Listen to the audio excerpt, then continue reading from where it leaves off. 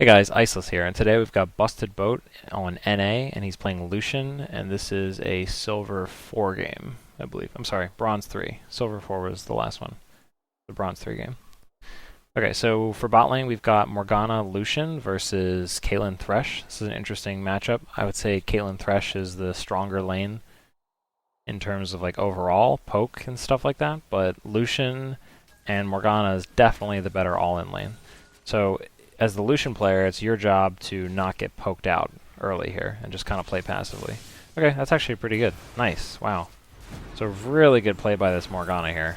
She, heads up play. She recognized that Thresh wasn't there, and she stepped up, got the binding. I don't know how she snuck into that brush. I guess she was sitting there. She was sitting there from the beginning. That was really good.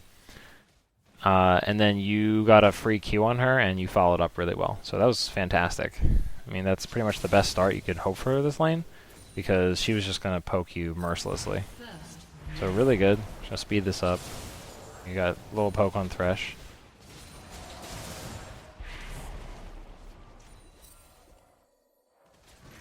Yep, that's why Morgana is just such a strong pick, because she can do stuff like that.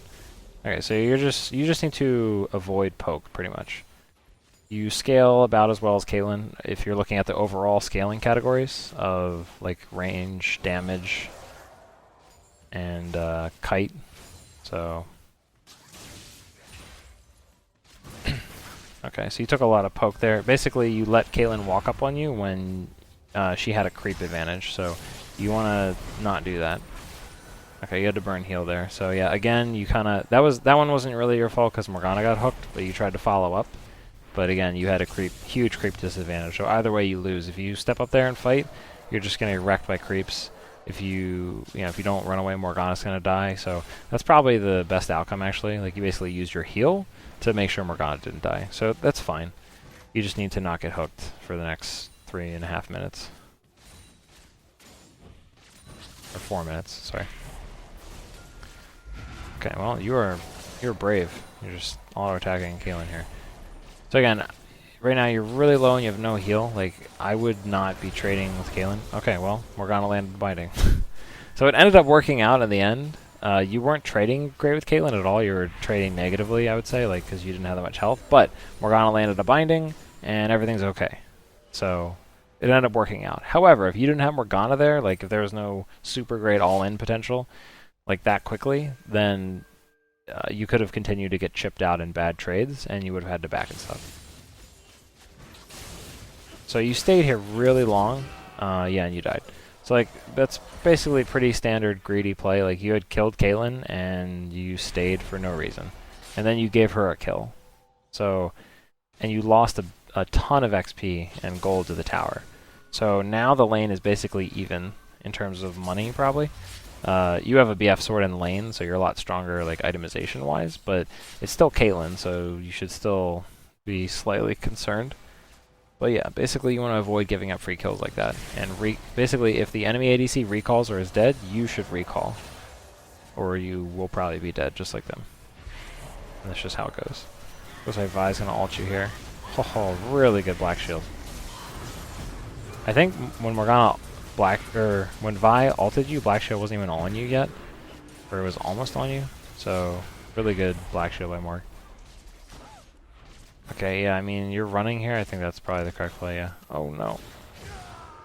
Yeah, so that's another thing. You have to be considerate of Caitlyn ult. Like, you gotta always try to line yourself up with your support so your support has the chance to block it. Morg didn't have the chance to block it there. She had no flash, so there's literally no way she could have blocked that. So you got to think about your support and try to give them a chance to block it in the future. Try to just line yourself up with them and Caitlyn. So we're fighting over this tri-brush. Okay, you killed each other's wards. It's fine. Okay. Oh wow, Thresh is gonna go on this. Okay. Ooh, wow, I killed over Peacemaker. Ouch. Yeah, this is the problem with Thresh. He's so tanky. It's really annoying. Basically, they can just do that all day, like just poke you down.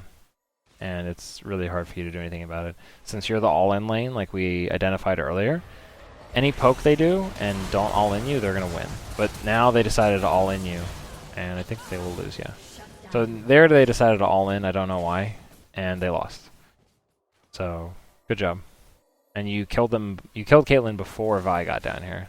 And Now you're pushed up when Morg is back. You spotted out Vi, so you're backing off. That's really good. Now you have support. I'd like to see you fight here. Oh no, LeBlanc's coming down. I was gonna say I want to see a fight, but okay. So you're positioning here. Poor. Basically, like, you just kind of ran in the middle of the enemy team, which is not advisable. Like, at that point, you should have just gone this way. Because, like, the more you get, they're basically surrounding you all in here. So there's pretty much no way you could have made that profitable. Even if you had gotten a kill there, it wouldn't have been worth because you would have fed a kill and an assist to them, and you had a higher kill streak than Caitlyn. Like, you have more kills than Caitlyn, so you're worth more money. So at this point in the game, you got to start thinking about what's worth, and dying to a team in a team fight for no reason and not getting any kills even out of it is just not worth. Especially when you have a higher bounty than the opposing ADC. So look over your skill build real quick. Your skill build's perfect. Your itemization is fine. I pretty much go Infinity Edge on Lucian. I like to go Zerker Greaves, but I know cooldown boots are extremely popular in him. Wow, that Caitlyn net was really interesting. Pretty sure she's dead here. Oh wow, Thresh saves her though. And then Thresh is going to turn on you because LeBlanc is here. You're dead. Okay, so... yeah, you didn't have that warded, so basically you had no information that LeBlanc was coming. So in that case, like, since this was not warded, like, you were standing over here maybe because you thought you had this warded, which you do, but you have to consider that and the fact that mid was missing. So, like, what I would be doing there is, I'm not sure why you were so far from your support, like standing over here. I would have been more oriented to down here, because like Caitlyn was way back here. So like you're basically fighting Thresh, which is not a great proposition anyway. So I would have been closer to your support. You want to think about positioning, and you want to think about, okay, I need to be closer to my support so that they can potentially help me, just like with the Caitlyn ult. That's a more niche example, but same idea. Like, you need to orient yourself closer to your support so they can help make plays to keep you alive. Because if you're not in range of them, they can't help you. So just try to think about that when you position in team fights. So now you're alternating points between your E and W. I don't really like that as much. So you're definitely Caitlyn here, yeah. Yeah, I mean, your all-in is just so much stronger than theirs at this point. I would max your E. Like, Lucian's E goes down to 0 mana cost, and your W doesn't even have an AD ratio anymore, so it's kind of crappy now. Before the last patch, I used to max W second, even though people maxed E, but now I think it's just kind of a no contest. Since there's no AD ratio, it's just not worth it to max as W second.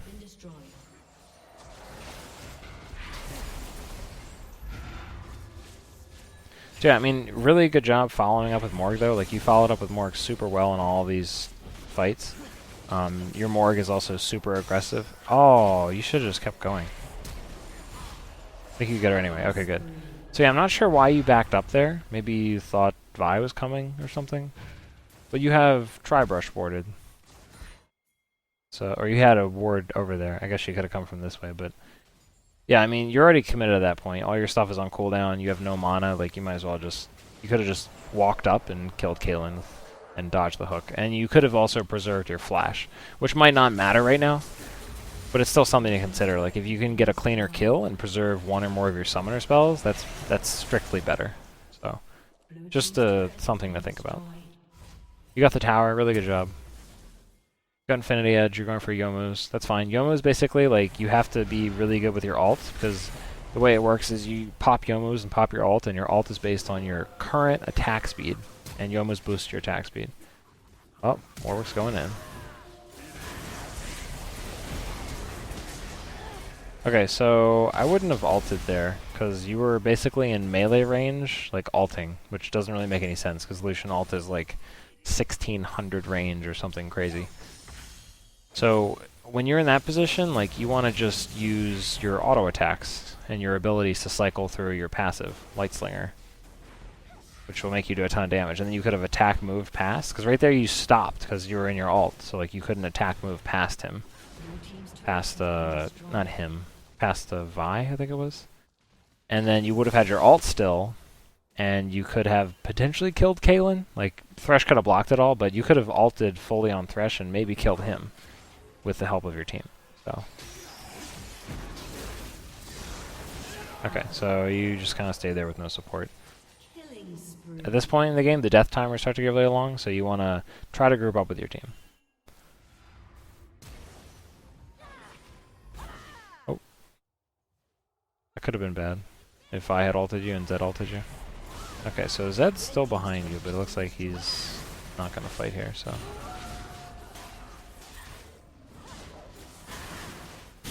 Are you trying to give the kill to Riven? Okay. I would have just taken the kill because you can build stuff, but it's very nice of you. You gotta watch out for LeBlanc, her damage is pretty real. Okay, so you got out the first time, but then you burned heal and you came back for more, and yeah, definitely want to be considering like what the enemy team is, and their enemy team is LeBlanc, Zed, Vi, so you pretty much can't be near any of them, or they'll kill you. The last like couple instances where you've died, you've been away from your team. You're away from your team again. At least this time you got the tower, and I think you'll get out fine here. Yeah. But okay, now you're near your team. Okay, you get ulted by Vi. Okay, so that's another thing that you want to think about is like think about things that can interrupt Lucian ult, and Vi Q is one of them. So I think you would have been better off auto attacking because you could have dodged her Q potentially just as easily if you're ulting. And I mean, getting it interrupted just doesn't... I mean, you only got like one tick off, so it's, you know, a couple auto attacks worth of damage. So I would have just saved it probably. And also, you were really close to them there, and when you got Vi ulted, you were still like pretty close to the enemy team. I guess she didn't ult you this time. Not really much you could have done there. I mean, that was kind of a bad fight.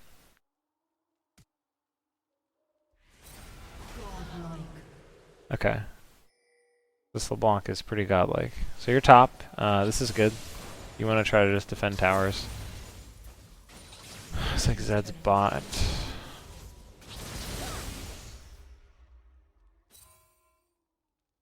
I think Yomo's is bugged in spectator mode, but I hope that if you are using your ult, you're using Yomo's first. Yeah, this Vi is just trashing you, unfortunately. So we'll just go over that again.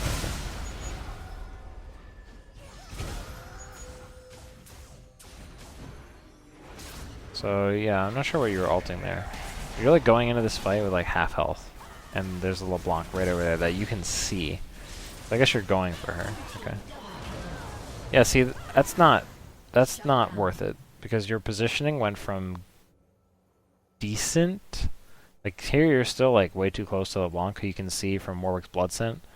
But then you went in for the kill on LeBlanc and died, and that's not worth. Because I think she was dead to Morg's ignite. Who ignited her? Riven? Someone ignited LeBlanc. She was dead anyway. And you used your E to get in there. And yeah. Like you should have just walked up and autoed, and then now you could E back if you still had your E and reposition over here, which would be much better. And now you're just toast. So yeah, using your E like offensively is generally not good. And again, that's kind of the same thing as like what was I saying? I don't know what I was saying, but basically it's just like you want to think about prioritizing in team fights, and you're worth more than killing one opponent as an ADC basically because you scale really well, and your auto attacks are worth a lot. So going in to die to clean up one person is that's not a good thing. Like you want to, that's like a last resort kind of a scenario. You don't want to think about that as like something you are shooting for. So, and I'm not really sure... Okay, you built QSS for Zed. Alright, that's fine. I can live with that. But Zed hasn't ulted you once. I still see why you're doing it. But... I don't know, Zed hasn't even ulted you one time. So... I think I maybe would have held off, or just held on to the Negatron Cloak and considered building, like, Banshee's Veil or something. Honestly. Because his Zed is also 5 and 8, and he's not even that farmed. Okay, so you kind of misjudged there a bit, but Zed died. So yeah, again, you kind of like, because you flashed in to try to execute someone, you went after the LeBlanc clone and you're out of position again. It didn't cost you didn't die this time, but like you definitely could have gotten another kill, and at bare minimum contributed more damage to the team fight. Okay, we're just disengaging. This is a really weird exchange that's going on right now. Oh yeah, see, now that's the other thing, because you guys chased LeBlanc, they got your inhibitor, so I think you kind of like lost track of them. You want to be thinking about like objectives at this point in the game, like, okay, what's the enemy team probably going to do? You know, Caitlyn and Thresh aren't here. They did your red and then they did your inhibitor, so you had a lot of time to think about that. So just try to think about objectives, especially late game. Okay, so you're trying to kite here. Okay. Yeah, I mean, it's pretty much nothing you could have done there. Like, LeBlanc just wrecks Lux at this stage of the game. So, I mean, so I would say like lane phase, you did really, really well. And then in team fights, you just kind of, well, first of all, you got caught out twice. Once in the enemy jungle and once mid-ish or something, wherever it was, by yourself, alone. And you can't do that in mid-game or late game. That's a no-no. So you kind of like lost a lot of momentum off the back-to-back deaths you had there, for nothing really. And then you had the couple times where the one time where you went in, you actually killed LeBlanc, but then you died because of it. You could have lived a lot longer. And then the other time you did the same thing, but you got her clone. So you didn't die that time, but you know, missed out on a lot of damage in the team fights. So, and I mean, your Lux was super under farmed and fed, so that was a big factor in why you lost team fights, but I'm just going over, you know, things that you can improve on. So yeah, not using your E to put yourself in a bad position is definitely important. Let me go over your questions real quick. You got how can you improve on your positioning? I think I pretty much covered that. The main thing is just using your E to not put yourself in a bad spot. You know, and like I said, you did fine in lane, your positioning was pretty good in lane, but in team fights, you got to position yourself behind your teammates and try to still do damage, as much damage as possible. So that way when you kite backwards through your team, and they have to walk through your whole team. And a lot of the situations, you were kiting away from your team because you put yourself so far out there, and your teammates can't catch up to get you. Same thing a couple times in lane and mid game where you didn't give Morg a chance. You were standing too far away from Morgana, bot lane, so she couldn't help you. He said you want to be the very best, like no one ever was. Don't we all? Or just better positioning, being able to know when to go Rambo and when to sit back. Okay, so I would say kind of just the thing with your, I mean, the main thing is like Lucian's E, like you got to be really, you know, judicious about that. Like using that to, you know, put yourself in a bad spot and contribute to your death is really unfortunate. Like that's going to basically put you in a really big hole, especially if it doesn't get you very much. So that's the main thing for positioning. And then, like I said, orienting yourself to your team. Oh, you already asked that. So you said you want to be better in positioning, yeah. So okay, I pretty much went over that in detail. Sorry. You asked about early laning. Your early laning was fine. I didn't really. I mean, you took a little too much poke from Caitlyn, which could be bad in a more difficult lane, but your Morgana was competent, and you also were quick to follow up on her, so that was really good. And I think that's it. So yeah, thanks for watching, guys, and if you hit subscribe above my head on the screen coming up, you will get an email every time a new video comes out. Thanks for watching. Until next time.